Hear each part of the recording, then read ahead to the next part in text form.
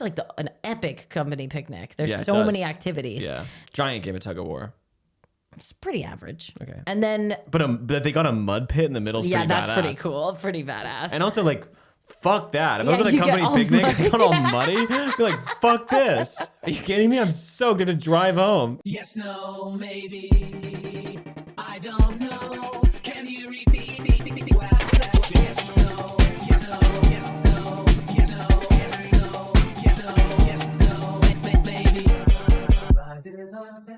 Hello and welcome to Yes, No, Maybe. My name is Ryan. My name is Willa. We are brother and sister, and this is a podcast where we discuss, debate, and relate to the widely seen and criminally underappreciated 2000 sitcom Malcolm in the Middle. You got kind of heated in the middle there. Discuss, debate, relate. That could be on our shirt. Discuss, debate, relate. Yeah. Uh-huh. I've told you that I would kind of sometimes like shift over in my bed at night just a couple feet to the left or to the right because I thought maybe a poop from a plane would fall out and crystallize and fall through our house and kill me. That's what you were afraid of with Yes. planes? Yeah. We're talking about this, by the way, because a plane just flew over us, and we paused because we wondered if we could Because hear we'd it. never seen one before. We We had to wanted go to outside see. and check it We out. had to go look. Yeah. That's insane that you thought a poop specifically because they break up in the atmosphere before. First of all, they don't get shot. No, I They heard don't- a they don't story- Get shot. They don't get shot into the air. I don't think that's true. I know that's not true. I like that you thought that that's what I thought. On trains, they do sometimes just let the shit go through Yeah, and remember when onto we were the in tracks. like Vienna and we saw that? Yeah, we saw a poopy on the tracks. Uh-huh. I know, it's pretty crazy. It was kind of my OCD thing, like you trying to turn the volume up or down. Yeah. Because you would always want it to be an equal number. I was afraid of, when I was outside and I would hear planes outside really like loud, the engine, because planes used to be louder. I mean, in our lifetime, it's true. In our lifetime, they've made enough advancements in like the turbines or whatever that they're significantly quieter. Huh. So like didn't when we know were that. kids, planes flying overhead would be like almost deafening sometimes. It'd be like Yeah. super loud. Remember the Wright brothers when they first got up on those things? So today we're talking about Malcolm in the Middle again. We're doing it. We're talking about 2 episodes today because it's Company Picnic Part 1 and Part 2. We thought it would be unfair, not right, to space it out by a week and talk about one just because we Yeah. didn't want to leave you guys hanging. Yes. So we're doing a Company Picnic Part 1 and 2 today. We're talking about Guys, both episodes. It's a double ep. Yeah, it's double ep. I don't know that it's going to be a much longer episode. I guess it probably will be. I got a lot to say. But by the end of Part 1, like, it's still a cliffhanger. It's very much an Empire Strikes Back situation, right? Where it's yeah, like, it almost perfectly maps to the Empire Strikes Back plot. where this. there's not a lot of resolution. It's all things are up in the air. So it's directed by Todd Holland. It's written by Alan J. Higgins, who, as we know, is David Higgins' brother. David Higgins being Craig. It's interesting because Craig isn't in this episode. If I Yeah. wrote an episode of TV that you were in, I would do like cut to Willa Getting shot by yeah, a firing squad. Yeah, and she's out of the show for good. I would do like Ryan gets facial reconstructive surgery, so half your face is like droopy or something, and then butt one cheek, and then so you'd have to go through hours of prosthetics every time you were on the show. They wouldn't allow that. It wouldn't be in the budget. They wouldn't allow that. Yeah, they would. Speaking of budget, I mean, this is an episode that, so we were watching this episode and we noticed that there are a goddamn million cameos. from Unbelievable. famous We kept going, actors. "Ah, Yeah, like the Leonardo DiCaprio meme. oh yes. And we looked up why, and it's because it was a Super Bowl episode, which I guess was a thing back when network TV was a bigger thing, where this episode aired on Fox right after the Super Bowl. And guess what, Ryan? What? That parts 1 and 2 Really? aired. Oh, Yeah. that's so So that's fun. like us. Parts 1 and 2 are going to air after our Super Bowl, aka posting on Instagram. This was February 2nd, 2002, and there's a lot of cameos on the Unreal. on the episode because probably during the Super Bowl there's like an ad that's like, after this, an all new Malcolm in the Middle with a couple faces you recognize. Yeah. You got Tom Green, Christina Ricci, Susan Sarandon, Heidi Klum, Magic Johnson, Patrick Warburton, Stephen Root, Howie Long, Bradley Whitford, Terry Bradshaw. Not to be confused with Carrie Bradshaw. That really confused me. Yeah. Well, you don't watch sports either, so you probably don't. No, I just thought you said Carrie Bradshaw, and I was like, she looks a bit different. Anyway, a crazy amount of cameos. But what I love is that it's like they're not like, I mean, maybe some of these people were bigger in the early 2000s, but it's not like A-listers. It's kind of like these are cool cameos. You know what I mean? Guess how many rating or how many views they got for this episode? 20 million. Yeah, 21.45 million. Damn, that's crazy. Usually they are 11 to 13 million for episodes. Huge. 21 million people. Yeah, it's probably multiple people watching in a house. That's that Sarandon bump. That's the Sarandon bump that they're always talking about. I'd love And to the do a Terry Bradshaw hill. Bump with Sarandon. Jesus. What? Like do Take coke? that back. Oh, I thought it was like have bumping sex? uglies. No. I would mean, like her to. I would like her to teach me about sex. teach me about sex. With speaking of Susan Sarandon, she was originally supposed to be Lois's sister, a recurring role, kind of like Ida. Yeah. She should have been. But they didn't have it in the budget to get Susan Sarandon, I guess, recurring. So it's greedy actually bitch. It's Laurie Metcalf, who's only in one episode, I believe, playing her younger sister. It hasn't happened yet. She should have been a recurring character, Laurie know. Metcalf. I know. We should totally get Susan Sarandon for that podcast. For this episode, pause the episode. We go find her. Let's go get Susan. She's tied up. Yeah. She's probably like a rally or something. You see her? God, She's always I at these really like protests. her. Yeah, we she's could cool. tell her that's a political thing. It's Malcolm in the Middle. And then we're talking about your one appearance. Yeah, it's like yes, no, maybe it's about like fighting the resistance against like the rise of fascism. It's like we're talking about Malcolm. So Company Picnic Part 1. You play a real pill. Anyway, yeah, this is a great episode. I guess we'll just talk about it as one episode, but I think Alan J. Higgins is my writer. I think his episodes are my favorite episodes. Yeah, he's fucking fantastic. He's hilarious. Todd Holland, of course, is great, and he's great in Spider-Man, swinging into theaters soon. Excuse me? Tom Holland. Yeah. That was very funny. Thanks. He's also fantastic on the Rest is History podcast. Tom Holland is the co-star of that podcast. The not British Tom Holland. Really? He's also British. Oh, but not Spider-Man. It's not Spider-Man. It's an old guy named Tom Holland. I find Tom Holland, he seems like a boring guy in real life. I think he is. I think Zendaya is also kind of boring. We're going to get hate for that, bro. That's dangerous. No, I think they're both She seems cool to me. I think they're both just like kind of introverted, like quieter people. Yeah. I know. I don't think they're boring. No, I do think they're a little boring, but that's fine.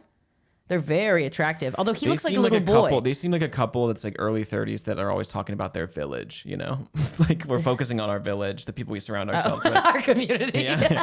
Like they're always talking about that. Yeah, and like, the azaleas in their garden and stuff like that. Sure. Yeah, I guess, yeah. They do. Tom Holland does just seem really just like a boring guy. I mean, I'm sure he's funny and nice, but like, I don't know. I wouldn't really like, I don't think. Yeah, I'd you wouldn't want his life. Yeah.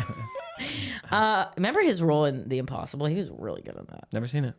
Yes, you have. I thought we saw it together. I didn't see it. We probably did. I didn't see it. So this Super Bowl was Super Bowl XXXVI, whatever those symbols are. That's what. And then Wait, what is that? 30 I think it's XXX. It's 36. 36. So the Patriots beat the Rams at the Louisiana Superdome in New Orleans. Rams were 14-point favorites. Damn.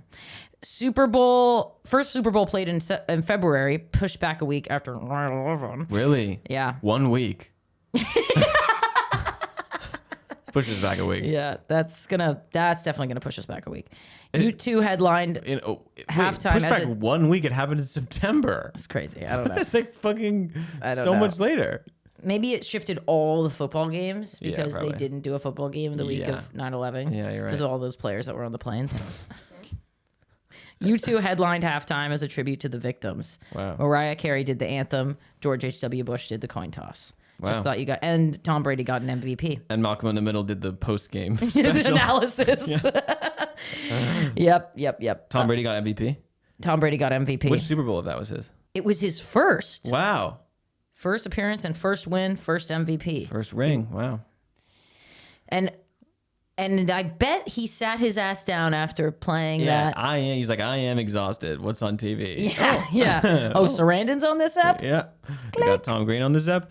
Funny thing about Tom Green, we have a little source on the inside who told us that Tom Green, the day he shot this episode, it was the day after he got dumped by Drew Barrymore. So he was like sitting in silence and in the darkness on the stage, just kind of gloomy, which I understand. That's a tough situation. You recognize him immediately. Who is he? Yeah, he's a comedian. Freddie Got Fingered. He was on the Norm Macdonald show a lot. Excuse me. Never What did seen- you just you say know, to You me? know what Freddie Got Fingered is? The movie? That's disgusting. It's like he's a comedian. He's a great comedian. It's Freddie Got Fingered was a movie that got like a 0 on Rotten Tomatoes when it came Really? out. It was like a unanimously hated movie, but now it's kind of like a cult classic. Huh. He's great. Cool. I bet he's friends with Tracy. God, she's so cool. So, the cold open of this episode. There's a spider on the faucet. Spider on the faucet alert. Spider on the faucet. And and Dewey. Spider-Man. Tom Holland. Dewey. Oh, good call. Good comms. Dewey says to Hal, help me, right? And so Hal comes and he's like, I'm not going to kill the spider. I'm going to put it on this like magazine. So he picks up the spider and they like rush out the door. He's like 2 pieces of mail. He's like, hoo-ha, hoo-hoo. Yeah, he's like the classic hoo-ha Hal. He's transferring the spider from one piece of mail to the other. Almost falling. Which door? Back door, front door, side door, front door, front door, front door. They Yeah. run to the front door. Dewey swings the door It's open. crazy because the side door is way closer. Dewey Or the- swings the door open. back door. Hal throws the spider out, and wouldn't you know it, Lois is right there. Wouldn't you know carrying us? groceries. Wouldn't you know us? It's Lois. She's right outside with groceries, and the spider goes onto her face. Dewey slams the door, locks it. She's freaking out. Dewey can hear her puts screaming. his back against the door. Run! She can only get one of us. Just run. I thought So there was a ma- moment where so Hal, many mistakes I of thought there was a it- moment where Hal is like, "Thank you, son. I love you," but he just runs. because what you've always wanted from our dad. No, because there's certain there's certain things like it's very similar to the one where where it's very listen to me. Sorry. It's very similar to that episode. Snapped at your ass. One of the it's very similar to that cold open where Lois is in the kitchen. She's like, "Oh my god!" Yeah. Oh my god. And then Hal's like, "What do you mean to take the fall for me?" And then I think it's Dewey maybe that I got him, son. Yeah, I got him, honey. I think It's Dewey. Dewey. Yeah. So maybe it's for payback for that. Wait. Payback, the same. Oh, it's the same thing. So maybe he's kind of trained Pavlovian style to take the fall. Isn't that sad? Isn't that you sad? made up the idea that Hal said I love you. You also made up the part where Dewey asks him for help. It just opens with them getting the spider. There's no asking for Probably help. he helped him, asked him at one point. That's a really good point, my brother. But you also, what else did you get wrong there? You said go run. She can only he says she can only ground me. She can only ground me. And like to Hal, I guess she could beat him mercilessly or something. Okay. That's what I assume. And he says get the keys and go, which Yeah. is amazing. Yeah, get the keys and Get the go. keys, get in the car, go. Tour de force performance by Eric Pear Sullivan here. I really think it probably, I mean, they should have submitted it for Emmys probably because it's like there's so much said in so little time. And we'll talk about it with him when we have him on the pod next week. Yeah, next week when Eric Pear That's Sullivan. the new bit. Eric's coming on the pod next week. If you say it, it'll manifest and become Yeah, true. Eric's coming on the pod. It's midterms, right? So it's. Did kind we of- talk about that on the pod? That we were like, oh, we should pivot our podcast to be about Victorian literature. Yeah, that was the idea, because Eric does studies Victorian literature at Harvard or whatever. So we pivot for a year. Our podcast is about Victorian literature, so that we ask him to come on the podcast, talk about the classics. We're so clueless. Yeah, we hate it. When We he comes hate it. on, First question is about Victorian literature. Yeah, and then about 3 questions in, we can- drop the act. And Yeah. like, so talk about being Dewey, and He would be so fucking pissed. that would be hilarious. Nonsense. But yeah, so great cold open. I really enjoyed this one. I had a good laugh. Okay, killed the energy. Oh my god, did we just... Go! She can only ground me. Get your keys and go. But... Go! This episode, there is a company picnic on the horizon, folks, and Hal is a little bit worried because he has at this company picnic, it's the introduciary, it's the introduction of his new boss at his company, which we don't know what he does still, but we know he is a systems manager, ladies and gentlemen. Systems manager. And there's a banner at the company picnic that says, "We make the world better for our products," or something. Making the world safe for our products. Which is funny. Yeah, It's doesn't make hilarious. any Doesn't make any sense. It's like they're making the world Or, yeah. for our products. Anyway, Hal's going to meet his new boss at the company picnic, and he has a history of embarrassing himself in front of new bosses. Yeah, they show a montage. The montage of flashbacks. The first one, he's talking to his new boss, is this woman, and he's like, "Nice to meet you," and "Oh, I see." And what do we have here? And she goes, "My big fat belly." Yeah, he thinks that she's pregnant, and she's not pregnant. I did that once with my Mandarin teacher in middle school. Did you really? Yeah, I was like, "Agnes, you're pregnant." She's like, "No." Shut that shit down. Yeah, No. it was embarrassing. Oh, and what do we have here? My big fat stomach. Then there's like the new boss is coming in. They're like, "Where is everyone?" And there's laughing, and they open a door, and Hal's like butt ass naked on a photocopier, copying his Wouldn't butt. you And love to be that photocopier? I was imagining you probably get shaft and balls in there too. If you're lucky, Well, with his size of his hog, I'm sure. you'd get maybe some tip. down on the scanner. I gotta stop. With the butt cheeks and the balls and the tip, it probably looks like a Rorschach test. Probably looks like a elephant. Yeah, Baby elephant. Maybe. Looking for its mommy. Interesting. We'll put a pin in that, and then when we have, we'll put a pin on it, much like Christina Ricci gets a toothpick pin in her eye. Okay, yeah. In the next moment. The boss is like, let me introduce you to my daughter. Yeah. So the last moment in the montage is another boss being like, "Oh, it's been so great to meet you," and Hal was like, "I'll admit I've been nervous, and it seems like it's going well." And he's like, "I want to introduce you to my daughter and her fiance," which is Christina Ricci and Tom Green. And they go over, and Hal trips and grabs her pearls accidentally around her neck, pulls her down. She smashes her face on this table full of food and falls to the ground. And then we hear her being like, "Oh my God, there's a toothpick in my eye." And Tom Green is yelling, "There's a toothpick in her eye." But then she's like, "I'm seeing light, Grandma." The implication is that she maybe died. Yeah, she's like, she's bleeding And everywhere. then you have an extended moment where Tom Green is like up in Hal's face, he's like, grabbing "I'm his gonna like, kill lapel. you." Yeah, and you can tell. I mean, you can tell it's like it wouldn't be that long if they weren't celebrity. They weren't famous. They wouldn't go that far. But it's great. Just fucking disgusting the leeway they get because they're so fucking famous. No, it's great. It's so funny and so unexpected and something I definitely just didn't realize as a kid. I didn't realize anybody in this episode was famous. I when was know. like, maybe Susan Sarandon. Susan Sarandon, I think I recognize, or maybe later I was like, "Huh, that's the lady from Malcolm in the Middle." Yeah, true. That's how stupid I am. So Hal's like trying a new hairstyle. He's like really nervous. He's got like fluffed hair on one side and slicked back on the other. He just really wants to make a good impression. Lois is like, "Oh boy, this again, this brother." And so that's where Hal is. Let's check in with Malcolm.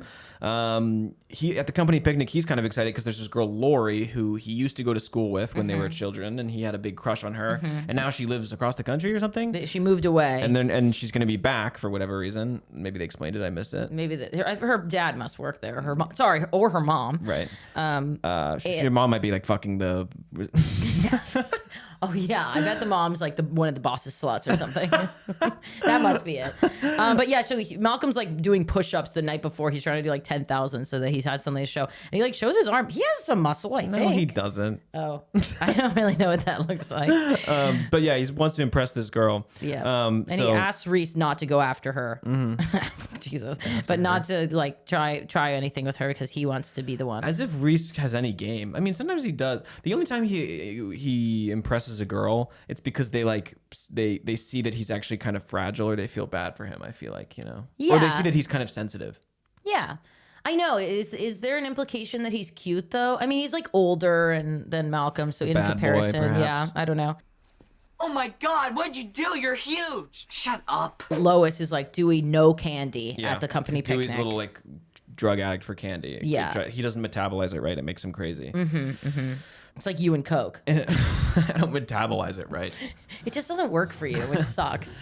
In Alaska, checking in with Francis's storyline, which is an especially bleak one.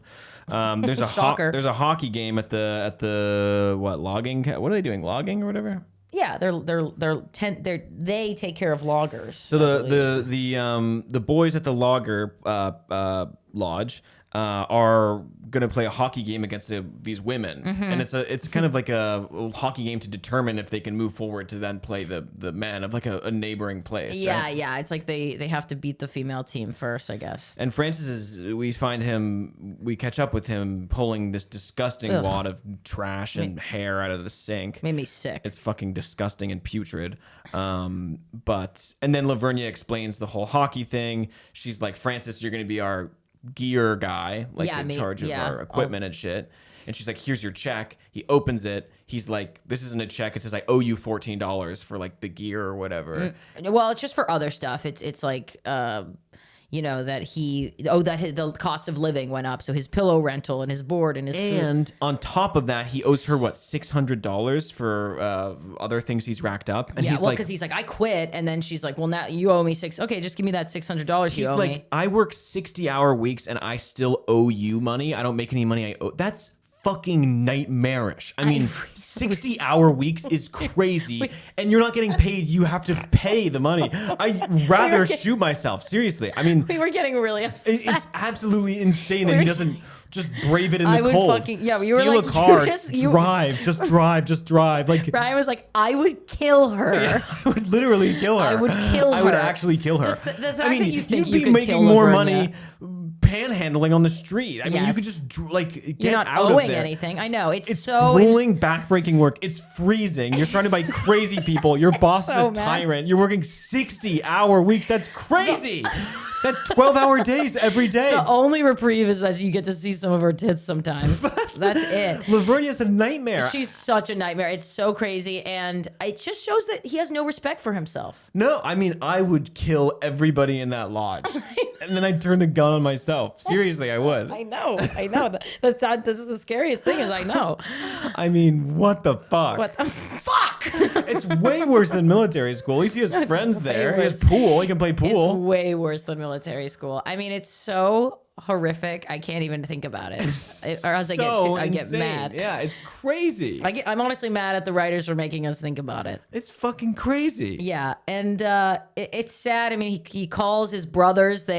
Malcolm hangs. He's like, oh, maybe you could say that there's a school trip happening and ask mom for money. And he's like, Reese, phone. Gives Reese the phone. He's like, hey, Reese, I just wanted to ask. And Reese is like, Dewey, phone. Because like he does this. He calls and asks for money because he's in hell. Yeah, he doesn't have any money. And he so- doesn't make any money. He works 60-hour weeks. I know. That's so much. He doesn't know that like he shouldn't be there. Like he should not be there. He should absolutely leave. And like he's not smart about making a good life for himself. I mean, that's kind of Francis's thing.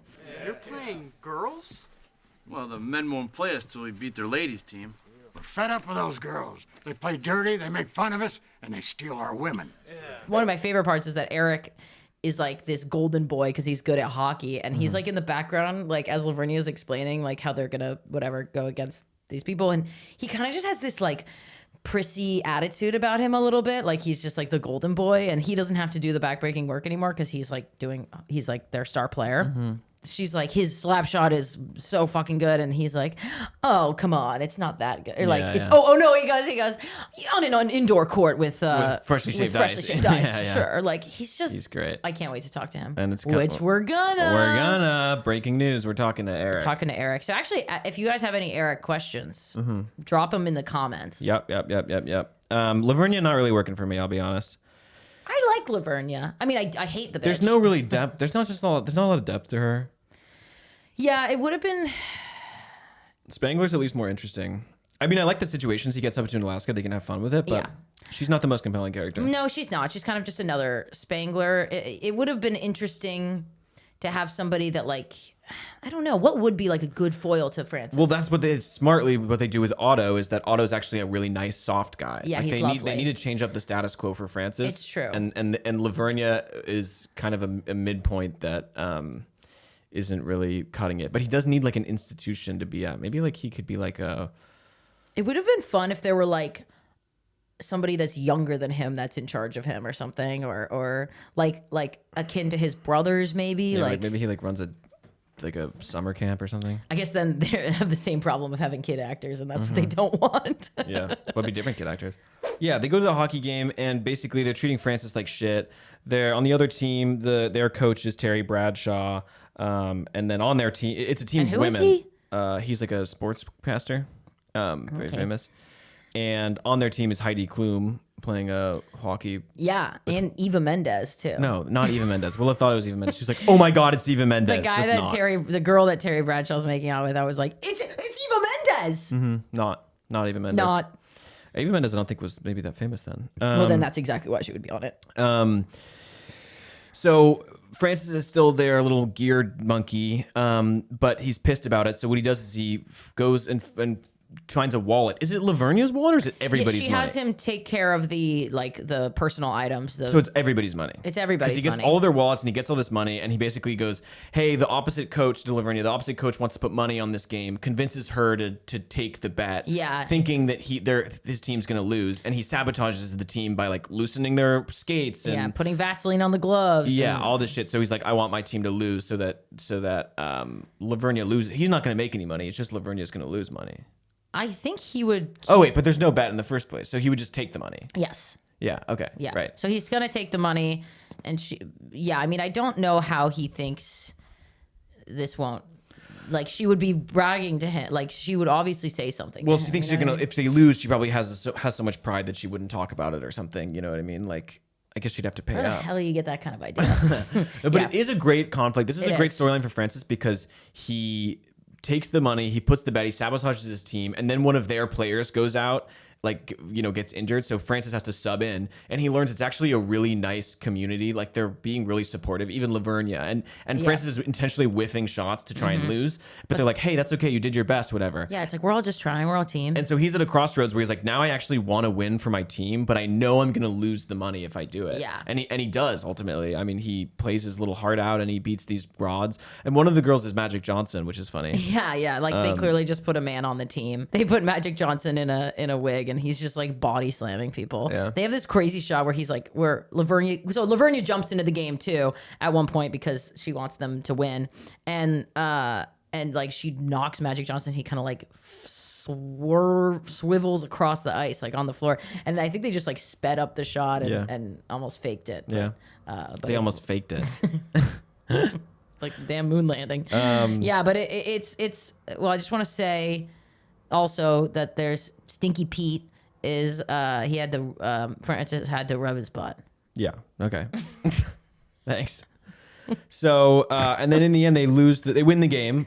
Of course, they beat the game, and then Lavernia's like, pay up to the boss. And the guy's like, I'm not aware of any bet. He doesn't say that. But then we cut to this is actually classic where so many Francis episode ends where it's like he's like, uh-oh, and then it cuts, and then it's like somebody enjoying something. They're on a nice beach or whatever, and they're enjoying the sunrise, and we pan over, and Francis is like getting hung from a coconut tree or something. It's like, oh, this is a really nice. And in this one, they're drinking beers, like, and then we see, and then Francis is getting pulled naked on the ice, by the chest down by a Zamboni, probably tearing all the skin off his fucking balls and stomach and neck.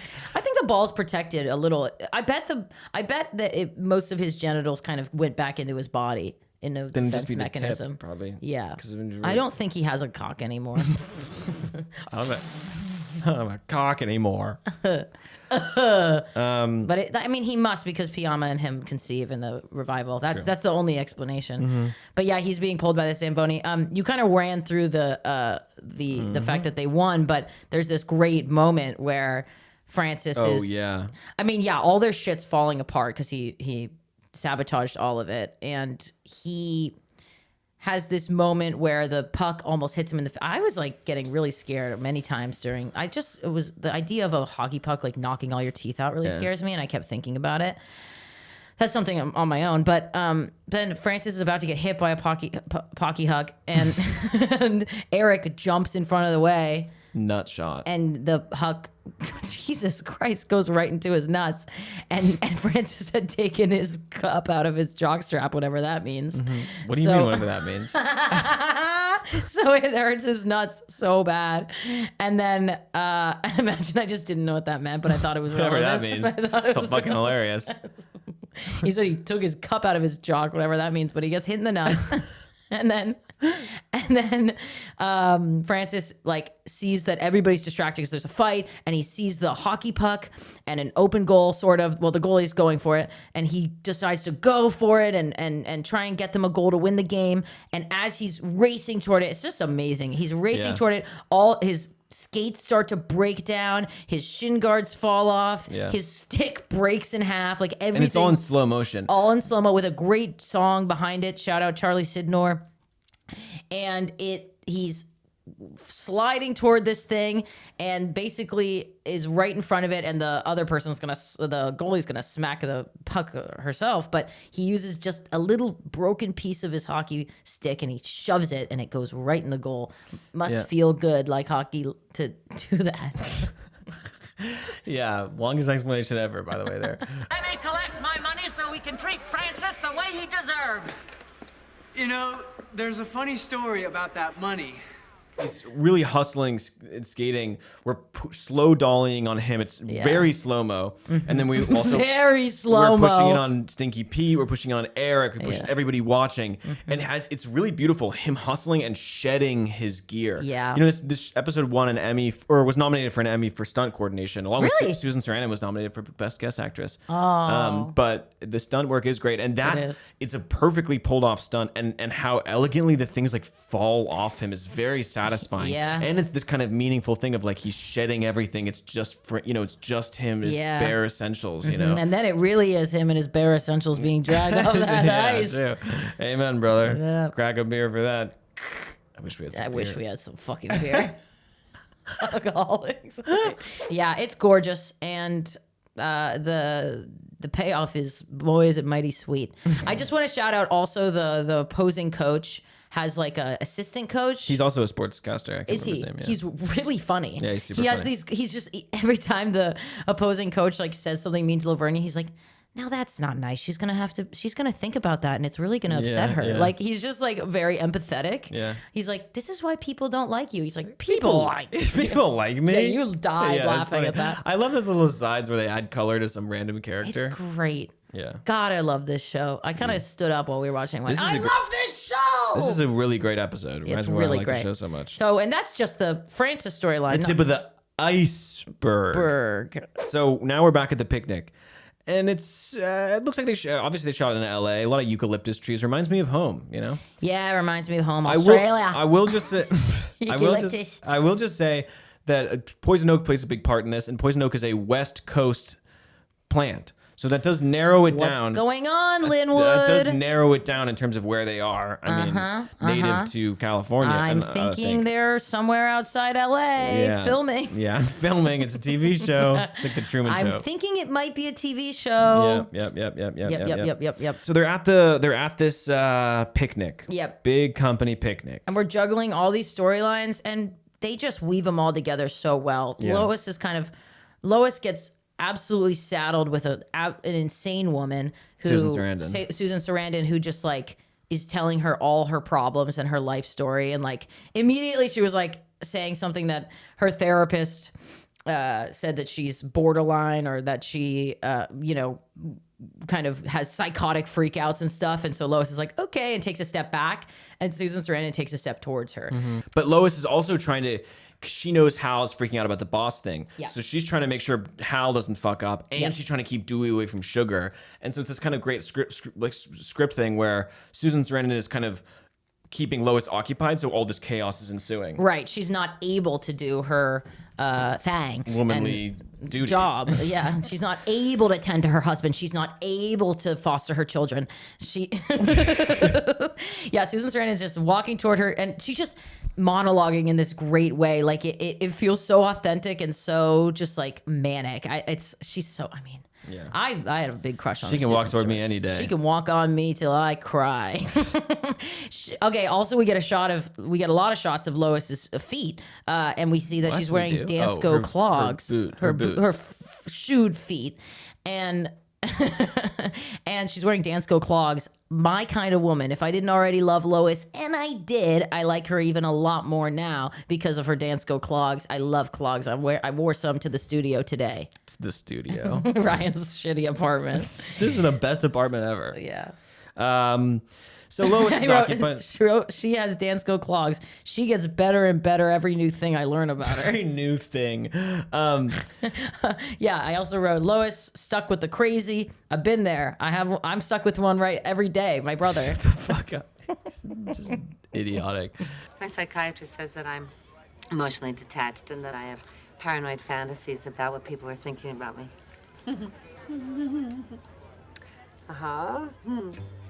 So Dewey won't stay away from the candy. It's funny. We see little vignettes where like he's near this little kid and they're playing Pokemon cards.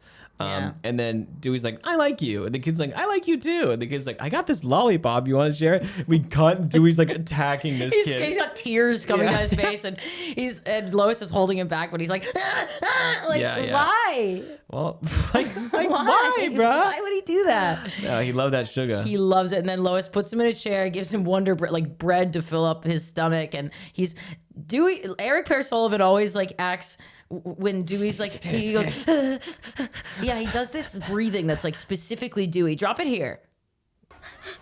You fill up on that bread. Better you get sick on that than on candy. You understand me? And it's such a nice little breath. That is so Dewey. I just hate when you don't. It's just like, I can't stand when you don't talk about Dewey. Did you drop that? No, I didn't. Why didn't you do that? I was too lazy. Drop it here. I just really hate when you don't acknowledge Dewey. Yeah. Because I'm edited. Yup. And also, go back to the pilot. Let's do a funny moment from the first episode. Have you ever seen Dad's balls? No. Okay. Yes. Ryan blows a big fart. No, that's not happening. I mean, Dewey is a pretty simple one-track mind this episode. And for these 2 episodes where he's just relapsing and relapsing. I mean, it's really hard to see. It's hard to watch. And the first moment of this also when they first get to the picnic and he's like, lovely day. What does he say? Yeah, lovely day for a picnic or whatever. Yeah, ain't it? And then he gets shaken down by Lois. Lois is like, you want to do this the easy way or the hard way? And he goes, the hard way, which is so funny. And Lois pats him down and pulls all this candy out of him. Including a lollipop out of his underwear. Yeah. What, you gonna make a joke about that? No. Good. Nothing to say. So Malcolm has a crush on this girl. Her name is Lori. Not my type. She's kind of annoying, kind of a know-it-all. I don't like her voice. Sorry. Doesn't matter. Cut but that. You care. I'm just saying. No more. I'm just saying I wouldn't. So Malcolm has a crush on this girl Lori, and he is trying to put the moves on her. He tells Reese to back off, and there's a funny moment where Reese walks up to them, and Lori's like, "Hey, Reese, it's been so long." Reese is like, "I'm gay." He says, "Sorry, I'm gay." She's like, "Oh, okay." Oh. And Reese is like behind her back, is like, "You owe me." Yeah. And then they enter a three-legged treasure scavenger hunt competition. And as they're in line, Lori's like, Malcolm, I need some advice. What do you do when you have a guy you have a crush on, you don't know how to tell him? And he lives across the country, but you don't care and you want to tell him anyway. It's like Malcolm's like, I do like you. I've liked you since I was in 3rd grade. I like you, whatever. And then she's like, oh my God, I'm so sorry. I'm talking about Gary Spindler. Gary Spindler. And then Malcolm's like, and then we cut to the zip tie. They've been zip tied together. Great conflict. Their inner legs are tied together, and now they're stuck to each other as this. First, he's like, all right, you only have 3 hours, so make it quick. And then what follows is Malcolm being a total pill as he's like, why do you like Gary Spindler? Why don't you like me? I'm smart, whatever. He just keeps going, Gary Spindler? Yeah. Gary Spindler? Simultaneously, he's very smart and is like able to simultaneously he's really smart and he's able to just like get all the clues and understand them and is like, yeah, it's over there. But why Gary? They could win the competition, but they don't because he's so focused on this. He's so Meanwhile, stupid. Reese enters the competition with a big old guy named George. He goes, my name's George. You can call me George. I can eat 7 hot dogs. Enough said. Yeah. And I didn't know, Willa, that you were in the show, but it's really nice to see that you finally made a cameo. As Susan Sarandon. Nice save. Thank you.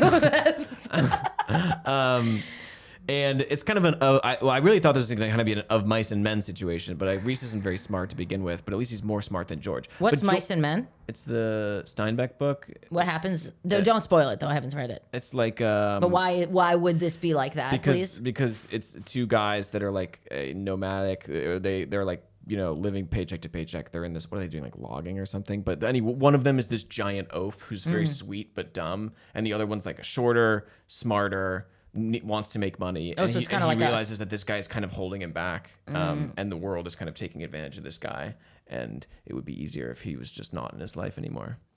So he shoots him in the head. No, did you spoil it? Yeah. Ryan, why would you do that? What? No, I'm being serious. Oh, are you gonna read it? Yeah.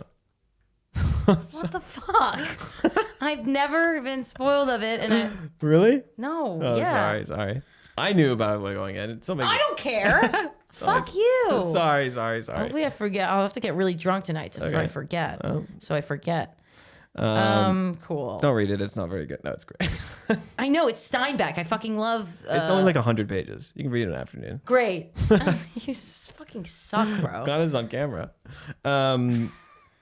It's like when Dad spoiled Breaking Bad for and me. you like wouldn't let it go Yeah, ever. because the first day I started watching. Yeah, the well, show. guess what? I was gonna read that tomorrow. Sorry, I feel bad now. Yeah, you should. But not that bad. I'm George. You can call me George. I can eat 8 hot dogs. You know, they're both stupid, and George clearly has some sort of disability, but they they're not able to get the clues at all, and they're looking for a literal fork when it's clearly a fork in the road, that kind of thing, just for instance. And they kind of realize that there's a great moment where they hit each other, like Reese hits George, and then George hits him back, and they both fall over, and then they see some kids who are like winning, getting some of the prizes, and they just look at each other and they're like, oh yeah, and they just start beating kids up and taking their thing to win. That's their method, is to which is whatever floats your boat. I mean, use your whatever you're good at, and they're good at hurting kids. And it's a great. Then they have this great sequence of like frolicking, and as they beat people up, and you see flowers, and they're smiling, and then they're like, I love, like, they're just having a heart to heart. They're like, well, we should stay like this forever. Reese is like, can't we? There must be a surgery for these kind of things. Like as if they would stay attached forever. It's really sweet. We go back to, actually, let's check in with Hal. Sure, go ahead. Hal is trying to impress his new boss, or at least trying to not make a fool of himself. And basically, his coworkers are aware that Hal's always embarrassing himself in front. So they brought a camera. Like, they think that some shit's going to go down. He finally talks to his boss, whose name is Stephen Root, and they have a nice conversation. And you're like, oh, did I say his name is Stephen Root? Yes, you did. His name is Stephen Root. That's the actor's name. The actor's name is Stephen Root. His name is Stephen Root. And it's a nice conversation. And at the end of the conversation, Stephen Root's like, "Oh, nice to meet you, Landon, who is Mr. Landon, who's played by who's another guy, Patrick Warburton, who's Stephen Root's boss, the boss of the boss. Yeah, like the head honcho. So Hal's new boss thinks that Hal is his boss. So it causes this. And Hal just like doesn't correct him. Doesn't correct him. I mean, he should have just been like, oh, sorry, I'm not Mr. Landon. Yeah, that's true. But he didn't do what I just said. He just stayed quiet. Yep, he did. Who's the actor that's with Patrick Warburton? Because I recognize him too. Oh fuck! Should I look him up?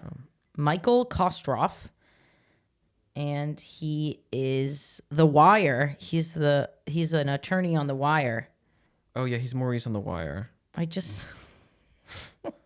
And Malcolm in the Middle, it says his name is Toady. No, really? Yeah. I mean, it might be Toady because he's like this little suck up to Mr. Landon. Like maybe that's just what they call him. Like he's a little toady. Sure. Okay. So yes, and Patrick Warburton's hilarious. He's like, I had a really bad first impression with Hal, but he turned out to be a fine systems manager. We get the confirmation of systems manager. I wonder if Patrick Warburton improvs systems that. Manager. I wonder because I doubt that Linwood would have been okay with us learning. Manager. It's like echoing. the whole rest of the episode. Manager. Or like, we're just talking about something different later. What was that? Manager. That's manager. What the fuck is that? Manager. Okay. So yeah, he's hilarious. He has this line where he's like, "You turned out to be a fine systems manager." Manager. But I didn't fire him. He's turned out to be one of our finest systems managers. Well, it just goes to show you that even a gibbering idiot can surprise you. Meanwhile, Lois is still getting hunted down by Susan Sarandon, who she eventually passes off to some random woman who doesn't speak English, and then Lois hides in a porta potty. But then Susan Sarandon finds her. I wouldn't mind that. No, and then Susan Sarandon is outside the porta potty, not banging on the door. I'm sorry, still talking to Lois. This really isn't a good time. Every year, he has to go to the stupid get-together for his old friends from college. We're about to walk into this party, and he turns to me and he tells me not to say anything stupid. What? Yeah, so Bradley Whitford comes up to Lois, who was married to Jane Kasmerick at the time. Bradley Whitford and Jane were married. I don't know where they met. I wonder, but they're not married anymore. So don't think that. Don't think bad or mention it again. Yeah. So we're not going to talk about it again because we met her husband, her new husband, and I have too much respect for him. Yeah, Willa was embarrassing in front of him. I wasn't that embarrassing. I asked if he was pregnant. No. So stop. So she was. I wasn't that embarrassing. When we make a Patreon, I'll explain it. Okay. Or ask in the comments, I'll tell you. Or DM us. or just like ask me once and I'll tell you. So yeah, he comes up and he's like, were you telling my wife this, and that? And he's just they're both delusional. And he just starts doing the same thing, stepping toward Lois. She's stepping back. And then she's like, you know what? Fuck this. Like, I here's why you're wrong. Here's what you need to do. You two need to talk to each other. She kind of like pushes him down or like steps toward him. He sits down. It's kind of sexy, honestly. And honestly, it's kind of sexy. And she starts like laying into him and he tries to leave and she's like, no, another thing. And so it's kind of a reverse of the table. It's kind of sexy. It's kind of sexy, honestly. And mommy just called me. And anything else? No, that's kind of where her part ends. Now mom's calling me. She called you first. Yeah, exactly. That's how it goes. That's it! If you're gonna make me do this, we're gonna do this. Now sit down! She lays into him, and then Susan Sarandon comes back up to Lois later and is like, how dare you tell my husband... she says some bullshit, that Lois didn't say, you know, that they should film them having sex or something, like something crazy, because he's crazy too and made some shit up. And and then Susan just hits her. Slaps her. She hits her. Yeah. And then Lois slaps her back. And Lois bitch slaps her. And then they fall onto the cake table, Yeah. which is a nice spread of desserts. I bet you think that. That was low effort. Yeah, I don't really care. I don't really care about weight like you do. But yeah, they fall on the I can tell. They fall on the dessert table. They go into the egg toss. Egg in Lois' face, egg in Susan's face.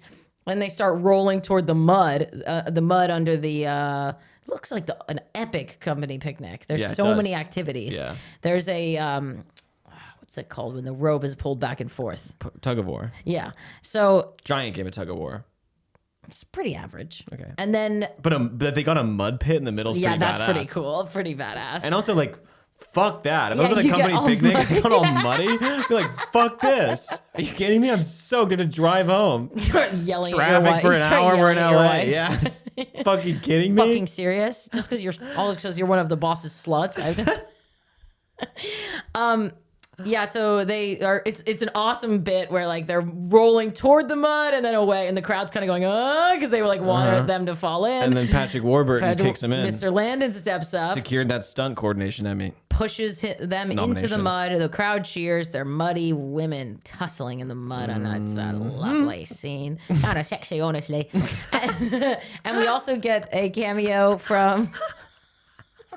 We get a cameo from the craft services guy. Yeah. As the guy eating chips and watching. This is in one of the trivia. Yeah, one of the guys that's watching, who really stands out in the wide shot. He's in this blue shirt and a hat. He's this old guy. Was that trivia or did Oh yeah, no, sorry, that was Ken Siegel told us that. Shout out Ken. Shout out Ken. I think I accidentally called Ken Quapis King Ken, and I just want to clarify that like. Ken Siegel's King Ken. Ken Quapis is also a king in his own right, but he makes quepisodes. He makes quepisodes. He's not a king. He's not King Ken. He's not King Ken. So I just want to clear that up because the fans have been asking. Ken Siegel, sound mixer extraordinaire, big OG fan of our podcast. Special talent acquisition specialist. Our talent acquisition specialist. Our task holding it down over there. Wherever he is, we would love to get him lunch. We're working on that. Yeah, we'll buy him a beer. But anyway, he told us that. George is like quite a character, and that there was one funny anecdote he said where like on set the craft table, crafty is like food snacks on set, the craft table was like pretty empty, and then who was it that Al said Higgins. Al Higgins was like, the writer. Hey Linwood, did George like save your life in Vietnam or something? table is so. It's like that's why he has the job. Yeah, so good. Very funny. And he's eating a bag of chips in this shot. A zinger from Al Higgins. Fuck. Fuck that up. You interrupted me. Fuck that up so bad. You know, I woke up this morning with cupcake from both sides of my mouth. You woke up with cupcakes on your mouth? Yeah, frosting on both sides of my mouth. How did it not couch? Oh my God. I just thought of that because I thought you had food on your face, but it's just your face. You woke up on the couch with cupcakes in your mouth? What happened last Frosting night? on both sides. That's so embarrassing. That's what happens when your boyfriend's out of town. Literally, the house is a huge mess. Jesus Christ. It's so sad. So, yeah, he's eating chips, and because apparently the sponsor of the episode is like a chip company. Is a chip? It's like a chip guy. Oh man, we need to rate it in a little bit. That's really fucking funny. Back with Malcolm. He's demanding Lori tell him all about. He's like, why? Like, why? Gary Spindler. Spindler. He high fives people when they decide what they want on their pizza. Yeah, He that's says a that great about anecdote. Like, what a perfect encapsulation of why somebody's a total dork. Square. He's asking her, he tries to kiss her, like at one point, because they start like doing the scavenger hunt and they're kind of doing a good job. So she's like complimenting him. She's like, you're very smart, like whatever. She's just trying to move past it. He can't move past it. He's spiteful. He's petty. He thinks he's like owed these things. He does. He's like, he sits them down on a log. He's like, tell me why. Tell me exactly why. And she's like, you want me to tell you that I think you're annoying and obsessive and whiny and bitter, and I chose funny, nice Gary over you? Like, that's why. Like, there was something wrong with you. There's something rotten at the core. And she starts laying into him. And so then he's like, oh, fuck. And he's like, tries to escape. He's like, he created a monster, basically, of somebody that's so pissed off at him because he drove her to that. About time. Yeah. And then he starts crying, which is funny. Yeah. We cut back and he's crying. And she's like, half of what I said wasn't true. Yeah. And he's crying and he's putting leaves on his face as tissue. Yeah. And she's ineffective. Oh my God, that's poison oak. And he's like, of course like, it is. Yeah. And then we cut away from him. George and Reese are doing the three-legged race. And they win because they're beating everybody and they're pulling them. It's great. They like are tallying up all this stuff at the table and they're like, great, you got this, a girl's bracelet, somebody's wallet, that's and part a fork. And a fork. Yeah. And so they win the $100. They get unhooked, and George punches Reese in the stomach, takes $100, walks off. Reese is like, nice. Yeah. Funny nice. and fitting. You know, he respects the hustle. Yep. Great storyline with Reese. Kind of reminds me of the bowling thing. It's totally opposite, but when Reese hits that big bruiser with the ball in the bowling episode, and then it gets so chased. many bees. Yeah, big bruiser bowl in the bowling alley. Bowling bonus episode. And then he gets chased by him. Anyway, he's always attracting big guys. That's your takeaway. That's my takeaway. I wish we could stay like this forever. Yeah. Wait a minute. Why can't we? There's people that do surgeries. So then we cut back to Malcolm. I guess we're at the end of the episode here. And Malcolm's face is completely fucked, ladies and gentlemen. It was poison oak and it swelled up his face. Yeah. One time, there was this kid, a friend of mine named Max, who in third grade, like one of my best friends, in third grade, he had a really bad poison oak situation. And he got it all over his face. And he came to school and he looked terrifying. His face was all blown up, puffed up. Why did he come to school? And I remember like the teacher also sitting us down and be like, hey, something happened to Max. He got this poison oak. He's all good. He's like, you can't get it, whatever. I was like, what's he talking about? And then I saw who she was talking about. I was like, ah! Like it was Max, my friend. And I straight up, this is the worst thing ever. I like didn't want to hang out with him when he had poison oak. I think we had like a play date scheduled and I like canceled it. Mom, I was like, he freaks me out to look at. Like it was super scary. His face was just, it was all puffed up. Yeah. Damn. It was fucked. That's so scary. I mean, we have it really bad. I think we talked about that on the podcast. I had it so bad that like, and it was all over my legs. I couldn't walk. And it was, eventually I did go back to school and and I had tights on, I remember, and it was just oozing. It was sticking to the tights. Ew. And I think I got sent home because they were like, "This is fucked." This is just disgusting. Yeah, I mean, I remember the poison oak being some of the worst times in my life. Yeah, and I lived through cancer. And I beat cancer twice. I've never had poison oak. I didn't. Imagine I start telling everybody that I beat cancer. Twice. Yeah. Oh, what else was I gonna say? I guess it kind of gave you like the experience of what people feel when they look at your face. Okay, great. Gave me the experience. I'm really terrible at insulting you. There is something wrong with you. I don't know how you do it. You're cute, smart, funny, and somehow you managed to mess that up. So Lois is kind of in between being accosted by these crazies. She's kind of like constantly pulling Dewey away from Candy because he keeps getting back. Again, he's relapsing and he keeps getting into it. And then also she's kind of keeps running into Hal, who's hiding from Stephen Root because he doesn't like his work as an actor. Funny. But she's hiding from the boss. But she's like, you know what? You have to fucking tell this guy what's going on. There's also another moment with Hal where Stephen Root brings him in front of all his coworkers and is like, he's gonna like, you just need to tell these guys that there's we're not gonna do many layoffs this year, and like give a speech to the troops, and he introduces Hal as Mr. Landon, and they all know that and they're it's recording Hal. him. Yeah, they're they're like, recording. All the coworkers are like, and he gives this speech that's like smart. Yeah, he gives a speech that's like, we all know things about each other, and he hints at like secrets some of them have, like some of them are into women's shoes, one of them's like cheating on his wife or something. And he's like, but the great thing is we're loyal and we don't snitch. Don't be a snitch. Yeah. And everyone's kind of like, oh, so the implication being that everyone's going to keep the secret, I suppose. Yeah. But anyway, Hal runs into Lois later and she's like, dude, you got to fucking tell this guy.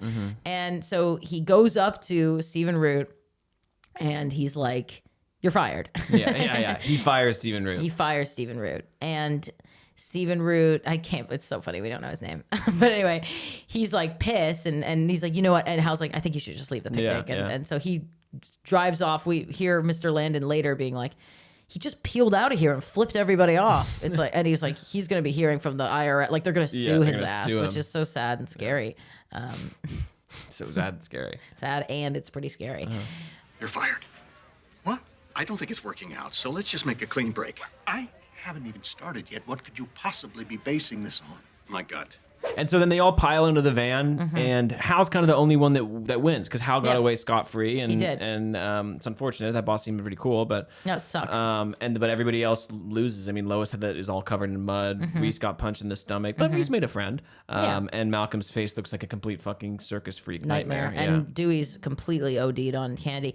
Lois finds him like the last moment of them funny. is like a trail of candy wrappers, and he's like, there's a open pinata. Yeah. And it's candy guts all spilled out, and Dewey's kind of turning like an animal digging into a carcass. She like distracts him and covers him with the jacket. It's a very funny image. I mean, Eric Pear Sullivan really kills. Yeah. Can't wait to talk to him. Anyway, guys, fun episode. Tune in next week for Reese Drives, a classic. A damn classic. I'm trying to see if there's anything else that we missed. Yeah. I don't think so. Yeah, so many celebrity cameos. Hell on Earth, Kill Myself. Which is just like cool to see celebrities cameo, and you're like, yeah, like this show fucking rules, and they slide in so nicely like celebrities do, and it doesn't take away from it at all. They always use them so effectively and well, and like actually play like interesting, funny characters. Yeah, which is cool. Yeah. Yeah. Hal goes, that went better than expected. That's the final yeah, line there. Oh, there's also a Dewey. We should also say that the second part doesn't have a cold open. It's a previously on, and it's Hal yelling, previously on, knock him in the middle. Yeah, like he's pissed. Which is funny awesome because he does the previously on in the reboot. So That's it's kind true. of there's some precedence It's a for callback. that. Yeah. It's the only show. It's the only episode of the show that doesn't have a cold open. You think? Yep. I know that. Actually, the pilot. Yeah, it does. No, it doesn't. Yes, it does. He goes, this is the whole world. This is me. My brother Yeah, but Reese's that's not. nose. That's not a cold It open. goes to the theme song. I wouldn't say that's a cold open. That is a cold open. Arguments in the comments, please. Arguments, fighting, please. I'll have to check your arguments in the comments next week. Fight away, please. There's a great line where Dewey, like Lois is talking to an old woman, and she's like, "I went in my purse for a Tic Tac, and he just dropped on my back out of a tree." Like Dewey. Tic Tac. Yeah, like, it's really good. Anyway, guys, it's a real pleasure. I mean, this is just a blast. I had a really good time doing this. Me too. It's I hot think as fuck in it's here. so hot in here. I think it's nice that we after doing all the interviews, which is very fun too, but it's a different vibe. It gives me more appreciation for these. Mm-hmm. The craft and the work and all that goes into it. And No, I just meant more appreciation for sitting down with you and joking and talking about the show. It's our own. Yeah, we don't have to appease some other guest. Follow us on Spotify, Apple Podcasts, Instagram, TikTok, YouTube. Yes, no, maybe Pod.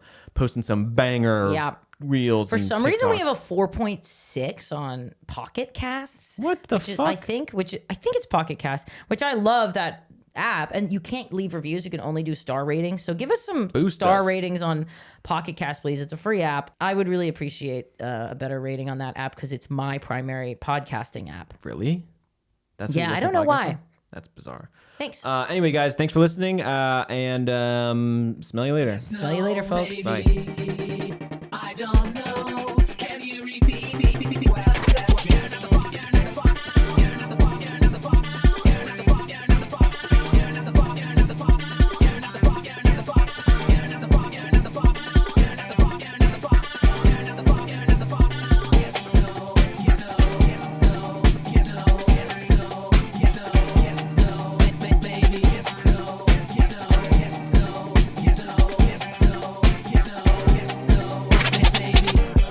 Life is unfair.